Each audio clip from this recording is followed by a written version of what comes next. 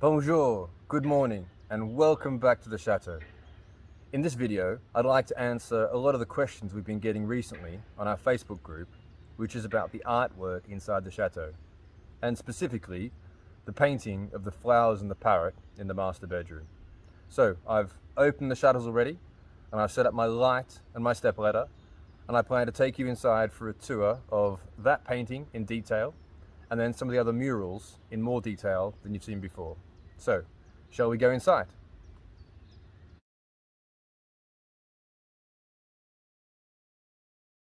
Art means different things when you have a family living at the chateau. But today, I am not here to talk about beautiful crayon drawings of our youngest, or calendar art done for schoolwork, but rather the murals in the chateau, the decorative plaster surrounds, and most importantly, the flower and parrot painting on the south wall.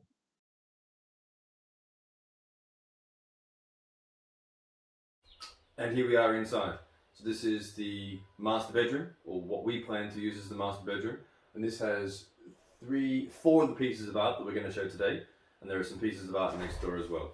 So I will grab the camera and the light, which is just at my feet, and we'll go for a closer look. To give a bit of perspective inside the master bedroom, this is the south wall with the two windows opening onto the garden, and obviously the flower parrot painting in the middle. The first mural, which we're going to video, and then the second mural we're going to video, and then the third mural we're going to video. So this is the first piece we're going to look at. This is what we now believe is a reproduction of Jean Picart's work. He was a painter who did a lot of the chateaus around Paris in the 1600s.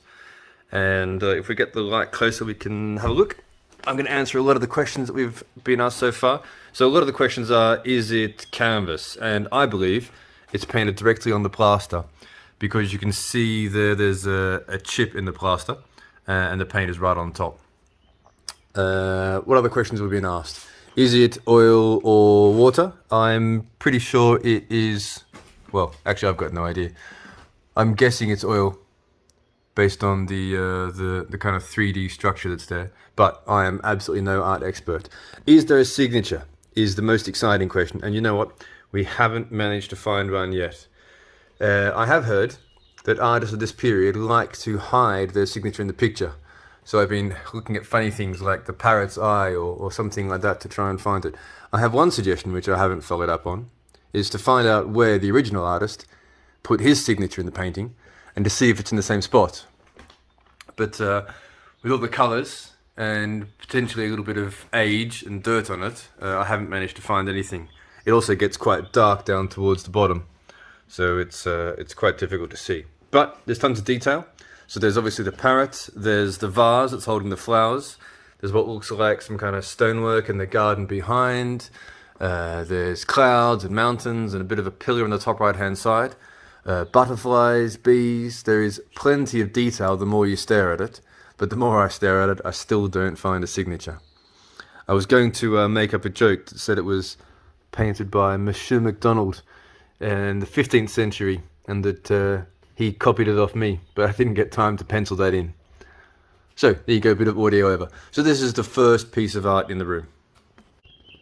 Here's my advanced rig for showing the second piece of art.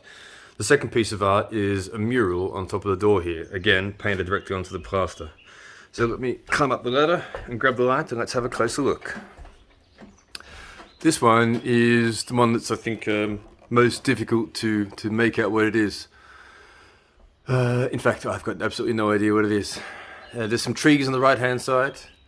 There's what looks like hills, but I can't make out any of the detail. There's more pine trees on the left hand side, but this one's got a fair bit of damage on it, so it's the one that's least able to be identified. If I climb up my trusty rig again, we can check out the second mural. So this one is much clearer. Let me grab the light, see if I can make that even better. Does that help? So this obviously shows a chateau, some trees, the terrain. So this is very, very clear indeed. small houses to the left and the right, the tower. But this is obviously not our chateau. So I haven't seen it, but it could be Valmorand, which is one of the chateaus close by, or it could be something else which was in the family at the time when the chateau was painted. Anyway, it's the most clearly recognizable and distinct out of the murals.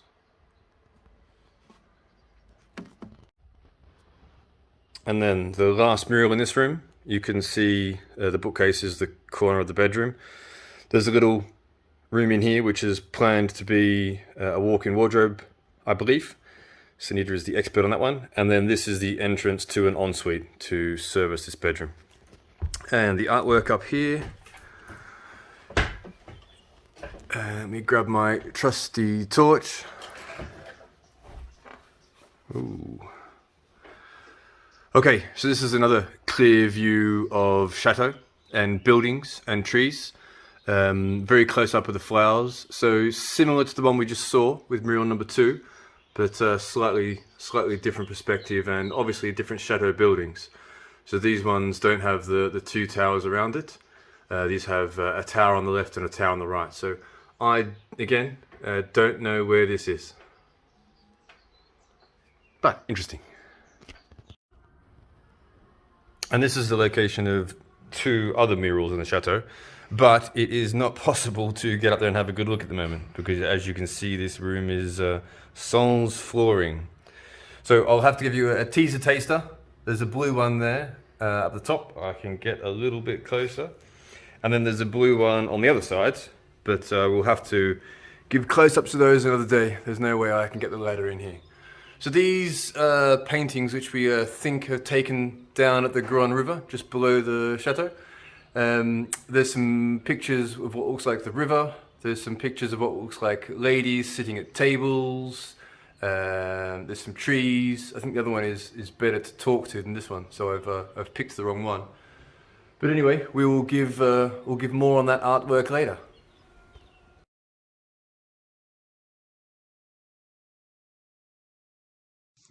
I know that tour might have been a bit quick for some of you.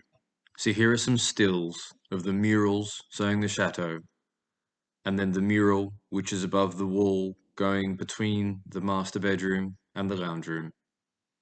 And then some more stills for those of you who want to try and find that hidden signature in the flower and parrot painting in the bedroom. The painting is believed to be a copy of the original by Jean Picart, a painter in the 17th century in Paris. He was named Peintre du Roi by King Louis XIV, which means painter to the king, and many of his works were on display at the Palace of Versailles and the king's smaller retreat, Chateau de Marly.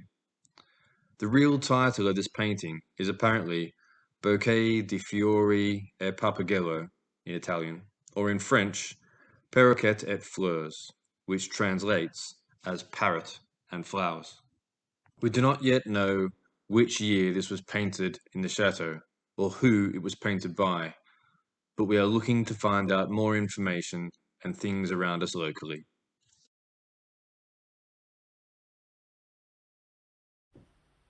The plan for this video is to show an exclusive and a first of some things that were discovered in the chateau over the last few days.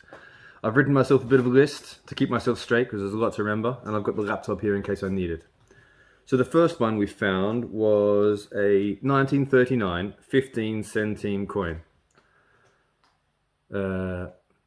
Yeah, we haven't cleaned it, and it's in very good condition because it's been under the floorboards for 80 years, so that's a good start.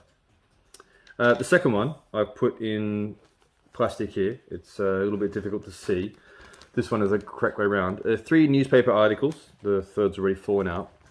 The largest one is dated 14th of July and refers to who I assume is US President Harding, who reigned between 1921 and 23, and something to do with Japan.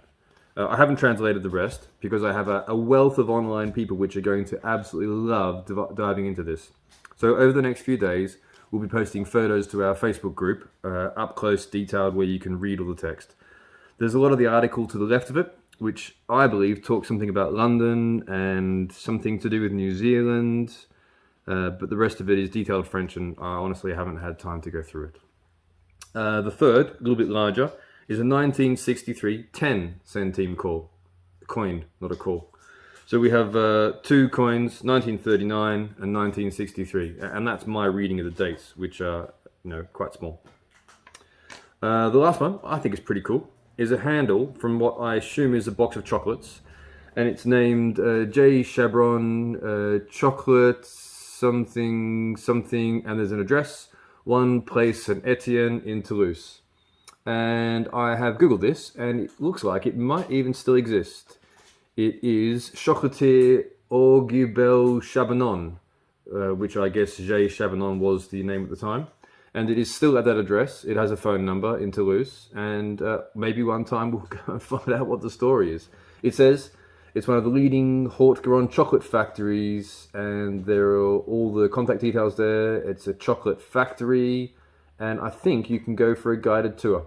So, something definitely to check out, especially if we take this with us. And then the last one, which I don't have with me, hold on just a minute. The last one's here, which I'll hold up against a piece of paper so you can see it properly.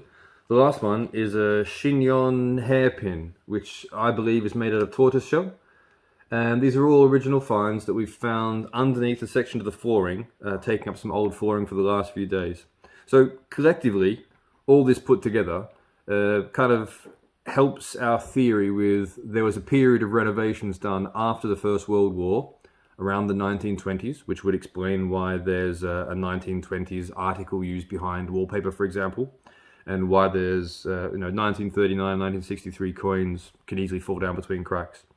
So our theory is that after the Chateau was a hospital during the First World War, there was renovations afterwards, and we think these are some of the things that have been found. I'm not sure if I said lastly. There is another lastly if I did. Haven't cleaned this up at all. I don't entirely know what this is, but I have been told that it's something that's used for mixing watercolor paints together, and then you dip your brush in it. So a lot of people will know more than me, and I'm very happy to get all your comments. But again, detailed photos will go up in the next few days so everyone can have a good look. I hope you've enjoyed it.